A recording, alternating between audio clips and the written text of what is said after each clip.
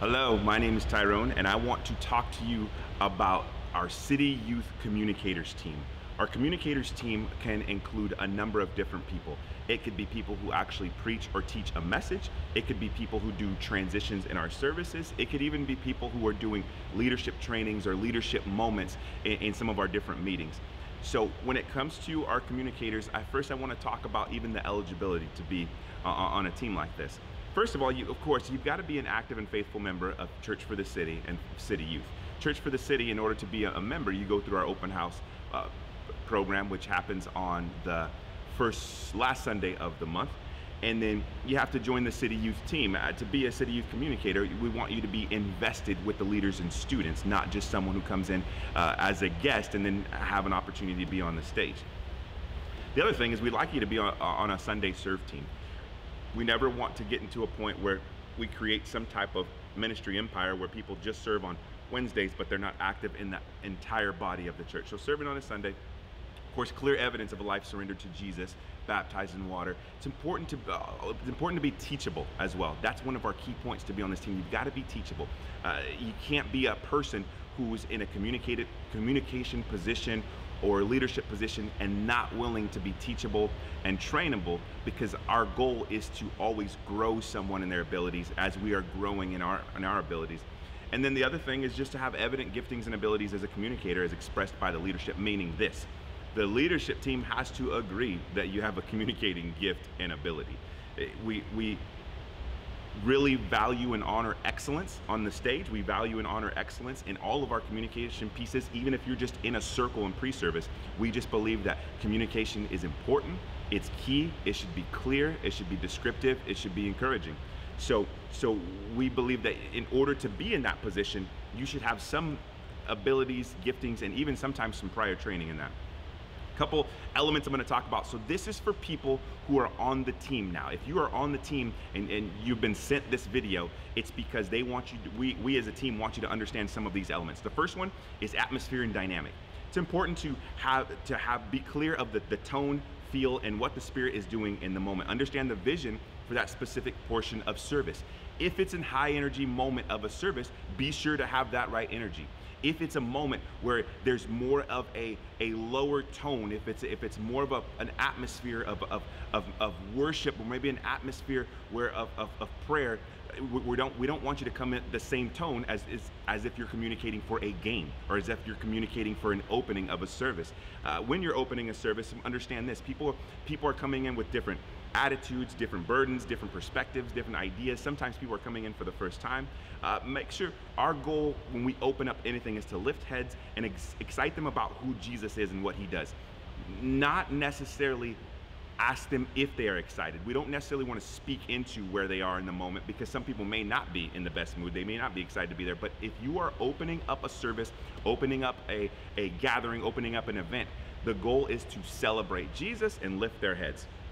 During a transition, oftentimes it's either after a faster praise song going into a song of worship. Don't let the energy sink. Don't let the atmosphere sink. The worship team does a great job of setting the tone of where you should be at the moment. Your responsibility is to stay where it's at. Keep that tone where it's at unless instructed otherwise. And it's important to exhort, meaning to give encouraging words, to speak clearly. If you're going to use a verse, be sure that verse is internalized. Make sure you know where it's found, or at least you are referring to it properly. Make sure you're communicating the names and words properly that you use in that. So that's something about openings and transitions. When it comes to just the atmosphere and dynamic, be aware. If you're unsure of what dynamic is expected from you in a certain setting when you're communicating from the stage, ask the person who assigned you, because they're going to know. You can ask the production director, you can ask the pastor who's on staff or who's in place at the moment. Ask them if you aren't sure what dynamic you're supposed to be carrying to that stage. Another thing is preparedness.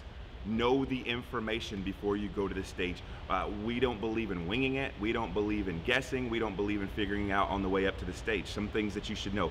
Always know the dates, times, and contact info if you're making an announcement. Dates, times, and contact info. If sharing a verse, have it prepared, have it ready prior to going on stage. pronounce the names. If you're announcing someone, if you're bringing someone on stage, if you want to celebrate someone, pronounce the name properly. One habit we don't like to have is to look out into the crowd and ask questions about something that's going on where we could have been prepared ahead of time. Locations, if you're talking about Bible locations or a city or a trip that you have taken or that we're taking, be sure to pronounce that and use your name. As we grow as a ministry, we can't assume that everyone knows who we are. Even if you're on stage every week, even if you're very prominent in the church or very active in the church, use your name as best as possible. One thing we like to say is just you get up, say your name, and say that you're a part of the team. Time. Be cautious of time. There are time parameters because we like to run a good, strong system. Needless to say, the Holy Spirit is who leads, guides, and directs all of our services and all of our gatherings, but at the same time, we do believe that the Holy Spirit gives us the responsibility and gives us the opportunity and mandate to be excellent with time, be excellent in honoring and respecting people's time. So be cautious of your parameters. Practice the portion of your service with a timer. If you have a 2-minute transition, practice that 2-minute transition within 2 minutes. If you're given 20 minutes to preach a message, practice that message with a timer. Presentation, look and sound the part. Public communication basics. Many of you probably know this, but I think it's important to still mention. Make sure you stand tall. Use a confident voice. Hold the mic in good position, and if you're not sure what that means, we can talk about that. Fully pronounce every word. We're not a huge fan of slang. With youth services, you can be a bit more relaxed because you know who your audience is. We have a specific demographic, but at the same time, excellence matters.